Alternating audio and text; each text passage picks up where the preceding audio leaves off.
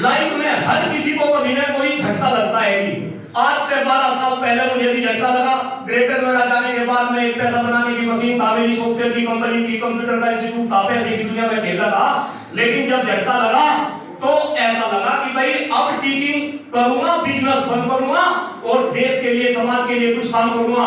तो जब काम करने की सोची तो सबसे पहले यही ध्यान आया कि भाई मास्टरों के लिए, कुछ शिक्षा व्यवस्था के लिए काम करूंगा। और मैं आपको एक बात और बता दूं जी, शिक्षक का मतलब इस देश में केवल और केवल सरकारी शिक्षक नहीं। आप अगर गौर से देखेंगे तो आपको आज देश के अंदर 80% शिक्षक प्राइवेट क्षेत्र में काम करने वाले मिलेंगे। और आदरणीय पूर्व एमएलसी साहब, आपको तो जानकारी होगी कि शायद ये सरकारी क्षेत्र में काम करने वाले शिक्षक इतने तो यहां पर बैठे, प्राइवेट क्षेत्र में काम करने वाले शिक्षक की आज हिम्मत नहीं कि वो अपने मालिक के सामने गर्दन उठा के कोई बात तो बोल दे। लेकिन भाइयों बहनों, आज अपने घर में हूं, पूरे गर्व के साथ कह सकता हूं कि ये आप लोगों की ताकत है, आप लोगों की का आशीर्वाद है कि आज डॉक्टर कुलदीप मलिक आपके 9 जिलों में नहीं, पूरे हिंदुस्तान के अंदर दाद दे के अपनी आवाज निकाला। कुलदीप मलिक को कोई रोकने वाला नहीं है। मैं इस देश में 4 मुद्दों को लेकर काम करने लगा जी। पहला शिक्षा, दूसरा स्वास्थ्य, तीसरा पर्यावरण और चौथा देश की बढ़ती हुई जनसंख्या।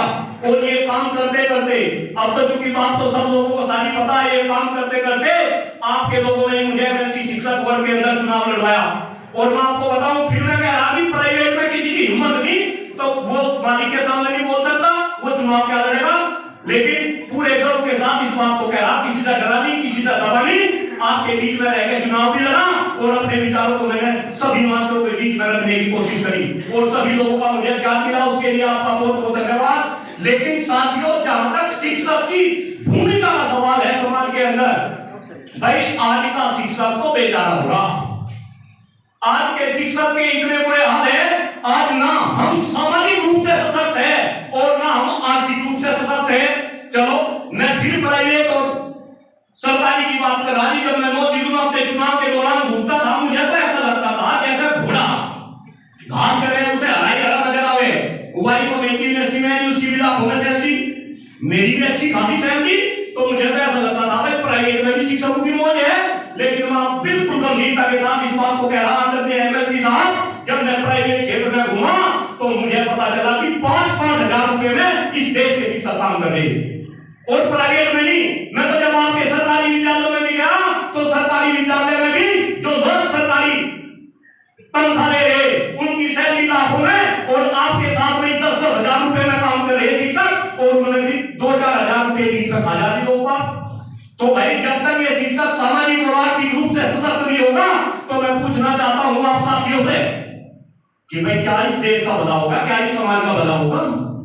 और मैं आज इस मंच से बताना चाहता हूं, इस मंच से मैं बताना चाहता हूं कि अगर देश का शिक्षक सामाजिक और आर्थिक रूप से सशक्त नहीं बनेगा तो ये देश आने वाले टाइम में धीरे धीरे खत्म हो जाएगा।